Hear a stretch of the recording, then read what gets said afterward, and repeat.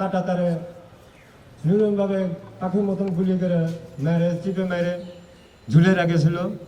আমি 15টা বছর যে স্বৈরাচারী শেখ হাসিনা থাকলে গেলে আমি তার কাছে অনেকবার আমি বিচার চাইছি, কিন্তু সে আমার বিচার ফেলানি করার নাই, খালি ভারতের দিকে টানে। কিন্তু আমার বাংলাদেশের নিয়ম মানুষ কত সীমান্তের মধ্যে গরিব মানুষ, অনেক মানুষ তাকে নির্মমভাবে গুলি করে মারে, কি কত তানসানা করে মারে, কিন্তু আমাদের শেখ হাসিনা কোনোদিন কোনো উদ্যোগ নেয় বিচারের জন্য। আমি চাই বর্তমানে যে সরকার আসুক আমাদের বাংলাদেশে, আগে সীমান্ত হত্যা বন্ধ, ফেলানির বিচারটা আগে করতে লাগবে।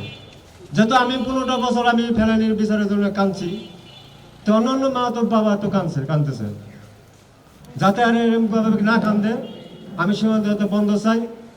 আর আমার এই বিশ্ববিদ্যালয় থেকে আমার যেরকম আমার ছেলে বয়সী, যেমন আমার বাবা বয়সী যারা যারা উপস্থিত আছেন তাদেরকে ধন্যবাদ জানাই। আর পাশাপাশি আমার 3টা ছেলে, বর্তমানে 2টা মেয়ে আছে, তাদেরকে আমি তো গরিব মানুষ, অসহায় মানুষ, তাদেরকে পড়াশোনা করাইতেছি। একটা ছেলে বর্তমানে বিজিবি চাকরি হয়েছে, আমাদের মেজম ছেলে আমার। আর 2টা ছেলে আছে, একটা আয় পাস, আর মেয়ে একটা অনার্স পাস, বর্তমানে অনার্স পরীক্ষা দিতেছে।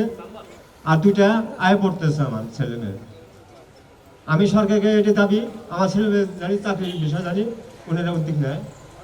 আর বর্তমানে এই ফেসিস হাসিনাকে বাংলাদেশের জায়গা না পায়, যত বাংলাদেশ মানুষ অনেক মারা যাইতেছে, কিন্তু কোনদিনও বিচারের জন্য কোনো করার নাই। যে সরকার আসুক যাতে এই বাংলাদেশ আর জায়গা না পায়। আমার মেয়ে ফেলানি কাঁটাতালে যেভাবে কষ্ট দিয়ে মারছে, যেভাবে আমার মেয়ের রক্ত, শরীরের রক্ত শরীরে সীমান্ত লাল হয়ে গেছে, ঢিবু বেঁধে গেছে। আমার ছেলে মেয়ে তো অনেক মোটা ছিল, চেহারা বাড়ি অনেক ছিল, ফসা ডুকডুকে ছিল, সেই ডুকডুকে মেয়ে আমার মেরে ফেলেছে এই ভারত সরকার, অমিয় ঘোষ।